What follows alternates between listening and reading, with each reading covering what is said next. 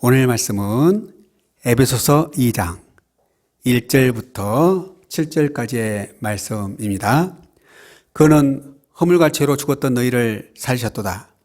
그때의 너희는 그 가운데서 행하여 이 세상 풍조를 따르고 공중의 권세 잡은 자를 따랐으니 곧 지금 불순종의 아들들 가운데서 역사하는 영이라.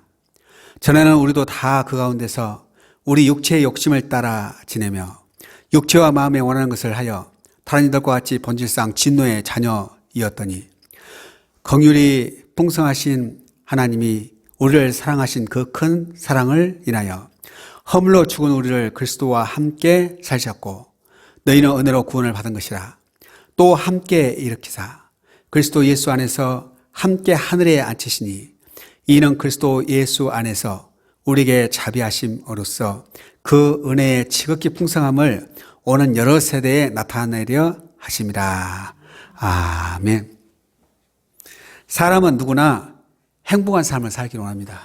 누가 불행하고 누구 고통스러운 삶을 살기를 원하겠습니까? 누구나 가난과 질병, 폭력과 전쟁 그리고 죽음으로부터 해방되고 풍성한 삶을 살기를 원합니다. 자, 그런데 이건 어디까지나 우리 인간의 희망이고 지금 이 세상의 모습을 보면 전쟁과 불의와 질병, 코로나19로 전 세계가 고통 중에 있습니다. 오늘 본 말씀에 사도 바울은 예수님을 영접하기 전의 상태를 설명합니다.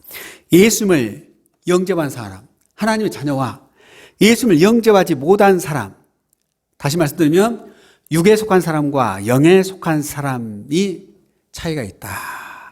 오늘 본문 2장 1절에 그는 허물과 죄로 죽었던 너희를 살리셨도다. 예수님을 영접하는 순간에 우리는 새로운 피조물이 됩니다. 허물과 죄로 죽었던 너희. 이 말은 예수님을 영접하기 전에 우리는 육체적으로는 살아있는 것 같지만 영적으로는 죽었다. 한마디로 말하면 우리는 육신에 속한 사람이다. 이런 상태로 방치된다면 결국에는 육체적인 죽음 후에는 영원한 사망, 지옥에서 영원히 고통당할 수밖에 없다고 강조합니다. 성경 강조합니다. 한 사람도 하나님 앞에서는 예 없이 모두가 죄인입니다. 로마서 3장 10절에 의인 없나니 한 사람도 없다. 의인, 한마디로 말하면 100점짜리, 하나님 앞에서 100점짜리. 인간의 기준으로는 정도의 차이는 있지만 모두가 다 하나님 앞에서는 죄인이다. 미달이다. 인간끼리 비교하면 우위를 말할 수 있지만 하나님 앞에서는 모두 불합격. 100점일 수가 없습니다. 흔히 우리는 그래요. 아깝게 떨어졌어. 차점으로 떨어졌어. 0.1점으로 떨어졌어. 그런데 분명한 것은 0.1점으로 떨어졌든지 10점으로 떨어졌든지 떨어진 건 떨어진 거 아닙니까? 모든 인간은 한마디로 말해서 죄인. 그 자체로 결국은 사망이다. 그래서 로마서 6장 23절에 죄 역사선 사망이요. 죄를 지면 누구나가 하나님 앞에서 심판받고 지옥 가야 되고 죽을 수밖에 없다는 것입니다. 성경은 사망의 개념을 세 가지로 얘기합니다. 첫째는 영적인 죽음이에요. 살아있지만 그뜻 멀쩡한데 영적으로 죽어 있어요. 두 번째는 육체적인 사망입니다. 그가 육신이, 몸이 흙으로 왔다가 결국 홀로 돌아갑니다. 세 번째는 영원한 사망인데 이 영원한 사망은 바로 태어날 때부터 하나님이 없어요. 이 땅에 육적으로 살다가 결국 죽어서 어디 간다? 지옥에 간다는 거죠. 얼마나 안타까운 그런 모습입니까? 그래서 요한계시록 21장 8절에 보면 최후의 심판 후에 죄질 영원한 사망을 이렇게 중과합니다. 불과 유황으로 타는 못에 던져지리니 이것이 둘째 사망이다. 낙원에 천국에 못 가고 불과 유황으로 타는 못에 던져져 버린다. 영원히 고통 당할 수밖에 없음을 강조합니다. 모든 인간은 예수님을 믿기 전에 하나님의 은혜를 알기 전에는 모두가 다 죄로 인해서 하나님과 분리됐고 영적인 사망의 상태였습니다.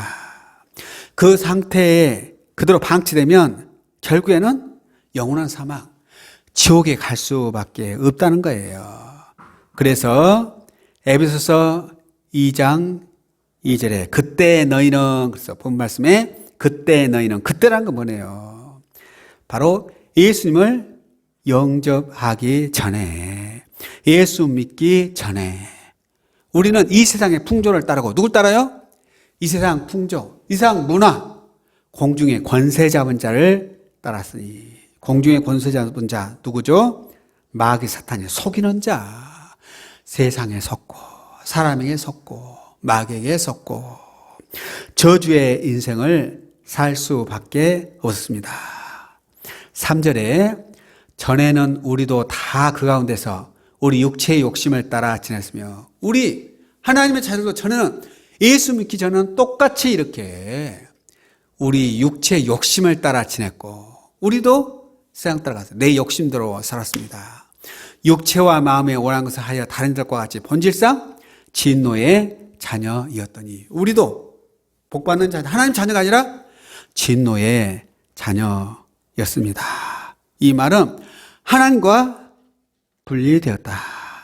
죄 때문에 결국에는 지옥에 갈 수밖에 없다. 하나님 심판 아래 놓일 수밖에 없다는 겁니다. 사탄의 유혹에 따라 살다가 결국에는 영원한 사망, 지옥에서 영원히 탄식하며 살 수밖에 없다는 겁니다.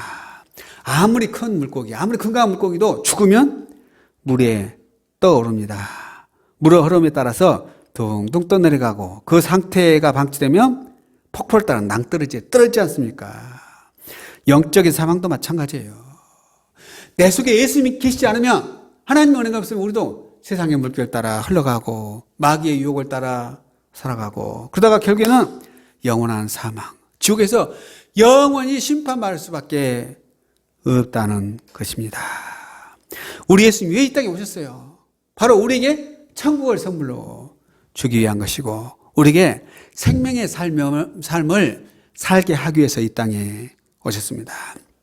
오늘 본문 에베소서 2장 말씀은 그래서 우리에게 풍성한 삶, 생명의 삶을 증거하고 있습니다. 이 생명의 삶을 살려면 어떤 하나님의 말씀이 필요하겠습니까?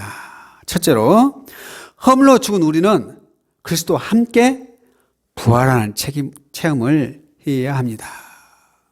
내가 하나님 자녀, 그러려면 먼저 십자가에 죽어야 돼요. 5절에 허물로 죽은 우리는 다 허물 때문에, 죄 때문에 죽고 세상에 속했고 마귀에 속했고 그리스도와 함께 사셨고, 우리가 십자가에서 죽고 그리스도와 함께 다시 부활해야 합니다. 오늘 본 말씀에서 허물로, 그래서 허물이란 거, 이 말은 원래 언어로 보니까 밟지 말아야 할 땅에 들어가지 말아야 할 땅에 들어갔다. 다시 말하면 하지 말아야 할 일을 했다. 이게 허물이에요. 죄란 무엇입니까? 죄란 것은 화살로 관역을 맞춰야 되는데 엉뚱한 데로 가버렸다. 빗나갔다. 다시 말해서 해야 할 일을 하지 못한 것. 이게 바로 죄입니다. 하지 말아야 할 것을 따라가는 것이 바로 세상의 풍습이죠. 이런 사람은 세상의 풍습을 쫓다가, 공중에 권세 잡은 자를 쫓다가, 육체의 욕심을 따라 지내다가 결국에는 하나님의 심판 안에 살 수밖에 없다. 그래서 성경은 이런 사람들을 본질상 진노의 자녀이었더니, 우리는 본질상 하나님 앞에 진노의 대상이었고 심판의 대상이었고 결국 우리는 지옥에 떨어질 수밖에 없다는 것입니다. 그래서 예수님이 이 땅에 오셨어요. 하나님이 세상을 이처럼 사랑하사 독생자를 주셨으니. 왜 우리 예수님이 이 땅에 오셨어요? 하나님 우리를 너무 사랑하시니까 독생자 예수 그리스도가, 그분이 오셨어요. 우리에게 천국을 선물로 주기 위한 것입니다. 그래서 에레미야 29장 11절에는 여호와의 말씀이니라. 너희를 향한 나의 생각을 내가 아나니 평안이요 재앙이 아니니라. 하나님은 우리에게 재앙이 아니라 평안을 주기 원한 거예요. 너희에게 미래와 희망을 주는 것이라. 우리에게 뭘요? 미래를 열어주시고 희망을 주길 원하십니다. 오늘 본문 2장 4절 같이 읽읍시다. 긍휼이 풍성하신 하나님이 우리를 사랑하신 그 큰 사랑으로 인하여. 오늘 본 말씀에서는 하나님은 어떤 분이냐? 긍휼이 풍성하다. 우리를 불쌍히 여기신다. 5절. 허물로 죽은 우리를 그리스도와 함께 살리셨고 허물 때문에 우리는 죽을 수밖에 없습니다. 그런데 그리스도와 함께 사셨어요. 십자가의 언어로 죄사함 받았습니다. 내 속에 예수님이 오시기만 하면 내가 모든 죄를 십자가 앞에 나와서 결단하고 회개하고 다 내리며 예수님 영접하기만 하면 이제는 우리가 그리스도와 함께 사셨고, 그래서 고린도서 5장 17절에는 그런즉 그리스도 예수 안에 있으면 새로운 피조물이라. 이전 것은 지나갔으니 보라 새 것이 되었도다. 누구든지 예수님을 영접하고 그리스도 예수 안에 있기만 하면 새로운 피조물이다. 죄의 종이 아니에요. 진노의 자식이 아니에요. 이제 하나님의 자녀가 됐어요. 당당하니 하나님 앞에 나아갈 수가 있습니다. 우리는 이제 육신에 속한 자가 아니고 바로 그리스도와 함께 부활한 체험을 통해서 새로운 피조물로 다시 태어나게 됩니다. 그래서 오늘 6절에 또 함께 일으키사 그리스도 예수 안에서 함께 하늘에 앉히시니. 우리가 예수님과 함께 부활했으면 또한 마지막 날에 하나님 나라에 동참하는 하나님의 백성이에요. 하나님의 자녀가 되었습니다. 그래서 빌립보서 3장 20절에 우리의 시민권은 하늘에 있는지라. 우리의 시민권 어디 있어요? 하늘에. 우리는 현재 대한민국 국민이지만 이것뿐만 아니라 우리는 천국, 하나님 나라 백성이다. 대한민국 주민등록증이 나오면 행복하지 않습니까? 운전면허증만 봐도 행복하잖아요. 그런데 우리가 하나님 자녀가 됐어요. 천국 시민권이 주어졌어요. 그래서 너는 내 것이다. 이마에 인을 딱 치는 거죠. 너는 내 것이다. 하나님 자녀가 된 거예요. 얼마나 행복합니까? 우리의 시민권은 하늘에 있는지라 거기로부터 구원받은 자 곧 주 예수 그리스도를 기다리노니. 성도들을 가르쳐서 성경은 천국의 시민권자다. 그러므로 땅의 것만 보지 말고 하나님 나라를 향해서 힘차게 나아가시기 바랍니다. 오늘 본 말씀 에베소서 2장 5절 6절에서 보면 살렸다, 일으켰다, 앉혔다 라는 단어가 있습니다. 헬라어 원어로 보면은 이건 부정 과거로 표현됐지만 이것은 확정된 결정적인 사건을 표현할 때 사용합니다. 이미 이루어졌다. 이미 우리를 죽은 자 가운데서 일으켰고 이미 살렸고 우리를 앉혔다. 어디요? 천국에 우리를 앉혔다. 만약 우리가 죽어서 천국이 아니라 갈 데가 없다. 얼마나 불안하겠습니까? 그런데 이미 우리에게는 천국의 시민권이 있다. 우리의 시민권은 어디에 있어요? 하늘에 있어요. 그러니 두려워할 필요가 없어요. 천국이 누구 것이다? 우리 것이에요. 하나님 자녀가 되는 순간에 우리는 대한민국 국민이면서 하나님 나라 백성이 되었다는 거예요. 요한복음 5장 24절 보니까 내가 진실로 진실로 너에게 이르노니 내 말을 듣고 또 나 보내신 이를 믿는 자는 영생을 얻었고 심판에 이르지 아니하나니 사망에서 생명으로 옮겼느니라. 예수를 믿는 자는 앞으로 영생을 얻을 것이다 아니라 영생을 얻었고 이미 우리는 영생을 얻었어요. 이미 우리는 하나님 자녀가 되었습니다. 심판에 이르지 않으니 우리는 사망에서 어디로? 생명으로 옮겼다. 지옥 백성에서 천국 백성이 되었다. 얼마나 놀라운 은혜입니까? 영적인 주소지가 바뀌었습니다. 영원한 사망에서 영원한 생명으로, 지옥에서 천국으로 이제는 우리의 주소가 바뀐 거예요. 에베소서 1장 13절에 보면 약속의 성령으로 인치심을 받았으니. 약속의 성령. 영생을 이미 얻었다. 그 증거로 성령을 주셨어요. 그래서 성령이 오시면 마음에 기쁨이 있어요. 내가 사망의 그늘에서 이제 영원한 천국 백성이 된 거예요. 하나님 자녀가 되었습니다. 그래서 우리는 담대할 수 있어요. 그런데 전제 조건이 있어요. 꼭 예수님을 영접해야 합니다. 교회에 나온다고 되는 게 아니고 예수님을 영접할 때 예수님과 함께 십자가에 죽고 예수님과 함께 부활하는 체험을 해야 합니다. 말로만 믿습니다가 아니에요. 십자가에 죽고 부활하는 체험을 해야 한다는 거예요. 신앙생활하면서도 여전히 죄와 허물 안에 살지 마시고 예수님을 영접하시고 십자가 앞에 모든 걸 다 쏟아놓고 회개함으로 부활의 주님을 만나고 체험하시기를 주님의 이름으로 축원합니다. 아멘. 둘째로 생명의 삶을 살려면 하나님의 선물인 은혜를 풍성히 받아야 합니다. 오늘 에베소 2장 7절 읽어봅시다.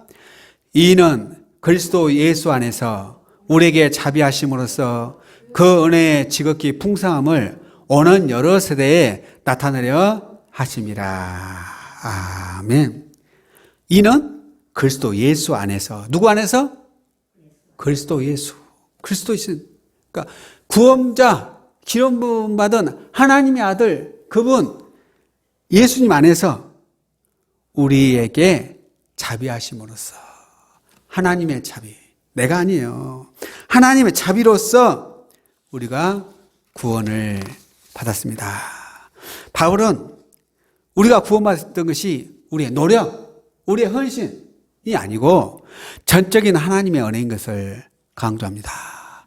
인간의 행위는 전혀 고려되지 않았어요. 구원은 예수님의 십자가 은혜를 통해서 주시는 하나님의 선물이다. 그래서 그리스도께서 주신 것 중에 하나가 하나님의 지극히 풍성한 은혜를 우리에게 알게 하십니다.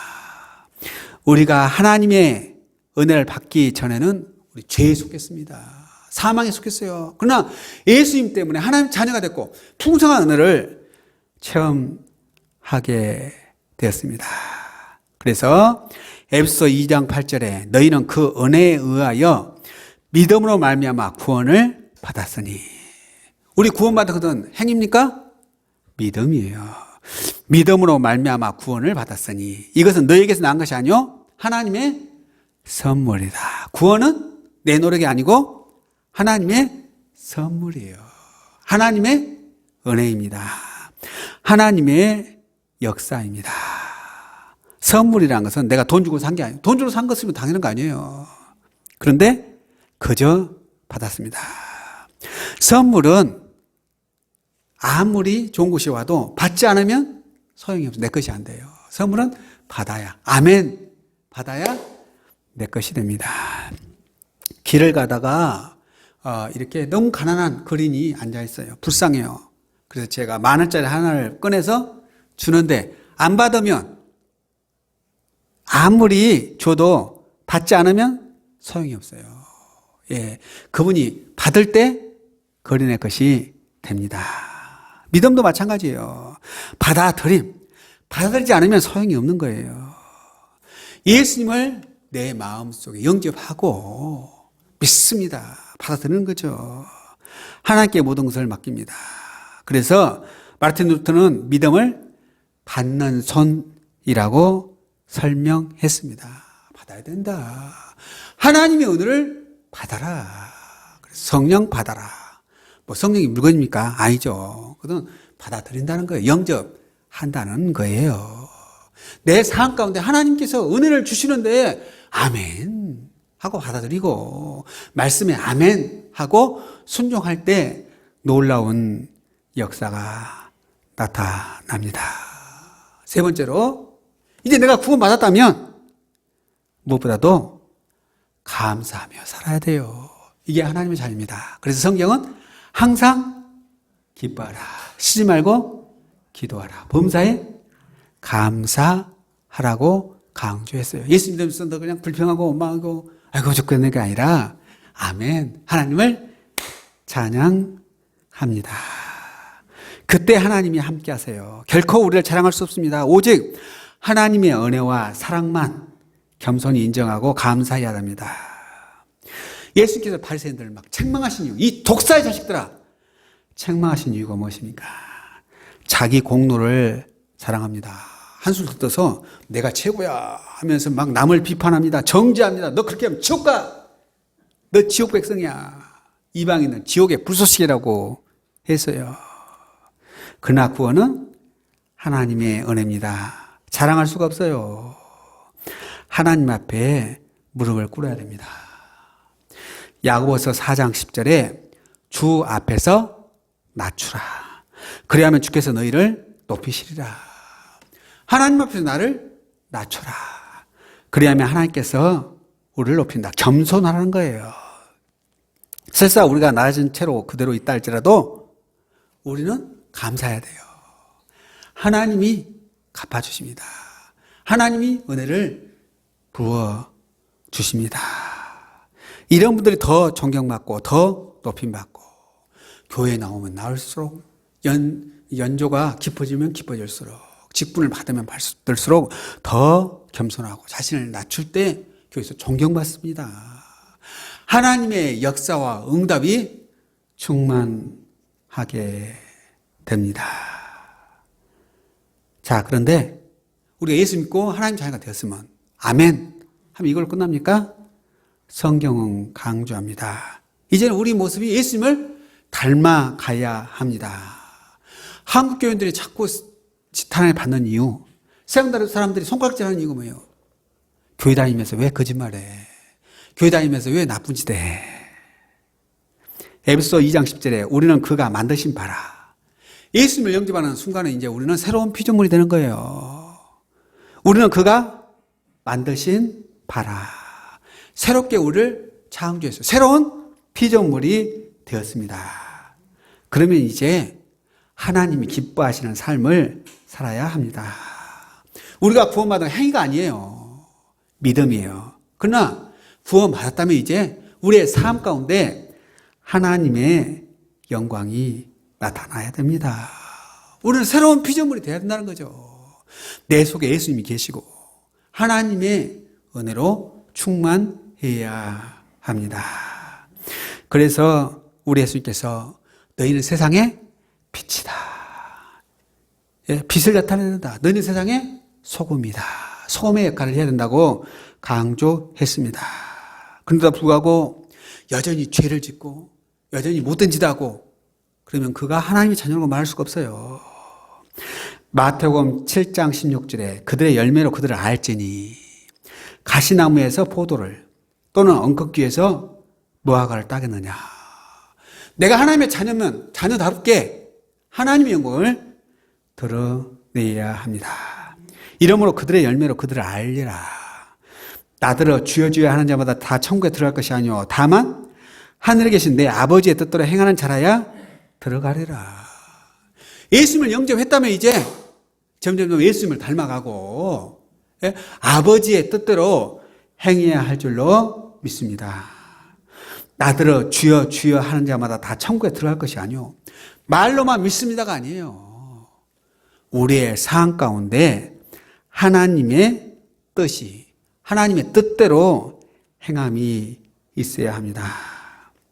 구원받기 전에는 죄의 종이었지만 당연히 죄의 열매를 맺었습니다. 이제는 하나님의 자녀가 되었으니 의의 열매, 성령의 열매를 풍성하게 맺어야 합니다. 믿음으로 구원받았지만 그의 행위가 성령의 열매가 맺혀야 돼요. 성령의 열매가 없으면 그 믿음은 가짜다. 하나님의 뜻대로 행하지 않으면 그는 천국에 들어갈 수가 없다. 여전히 죄의 종이고 여전히 사망 권세 아래 있으니 그는 죽을 수밖에 없습니다. 그러면 우리는 예수님을 닮아가야 돼요. 우리는 새로운 피조물이 되어야 합니다. 우리는 거듭남의 체험을 통해서 하나님의 자녀로서 당당하게 하나님의 영광을 드러내야 할 줄로 믿습니다. 마지막으로 구원받은 성도라면 이제는 우리가 각자 주신 사명이 있어요. 이 사명을 잘 감당해야 됩니다. 코로나19로 전국이 모두가 다 힘들어하고 있어요. 이때일수록 더 우리 역할이 중요합니다. 우리 각자에게 주신 사명이 있어요. 이 사명을 잘 감당합시다. 하나님이 기뻐하는 삶을 살아야 합니다. 마태복음 5장 16절에 이같이 너희 빛이 사람 앞에 비추게 하여 그들로 너희 착한 행실을 보고 하늘에 계신 너희 아버지께 영광을 돌리게 하라. 너희 빛이 사람 앞에 비치게 해라. 내 속에 예수님이 계셔야 됩니다. 우리 속에 하나님 영광이 드러나야 돼요. 그래서 너희 착한 행실을 보고 하늘에 계신 하나님께 영광을 돌리게 해라. 우리는 하나님께 영광 돌리는 삶을 살고 있습니까? 아니면 교회의 먹칠이에요. 아이 부끄러워. 맨날 손가락질 받는 삶을 살고 있습니까? 우리 다시 한번 결단합시다. 날마다 말씀 묵상을 통해서, 날마다 경건 훈련을 통해서 점점 더 예수님을 닮아가고 우리의 삶 가운데 하나님의 영광이 가득하기를 주님의 이름으로 부탁드립니다. 아멘. 하나님 아버지, 오늘 시간에도 에베소서 2장 말씀을 통해서 생명의 삶을 함께 나눴습니다. 이제는 최종 사망에 속한 사람이 아니고 하나님의 자녀로서 당당하게 하나님의 영광을 드러내게 하옵소서. 이제는 저주의 자녀가 아니고 하나님의 자녀로서 복된 삶을 살게 주옵소서. 오늘 이 시간에도 우리의 눈물과 땀과 정성을 드립니다. 우리의 애물을 받아 주옵소서. 하나님 아버지, 범사에 감사하고 하나님께 영광 돌리게 하옵소서. 11조 애물을 드립니다. 이 애물이 교회를 살리고 지역을 복음화시키게 하옵소서. 우리의 삶 가운데 더욱 풍성한 하나님의 영광이 드러나게 해 주옵소서. 예수님 이름으로 기도합니다. 아멘.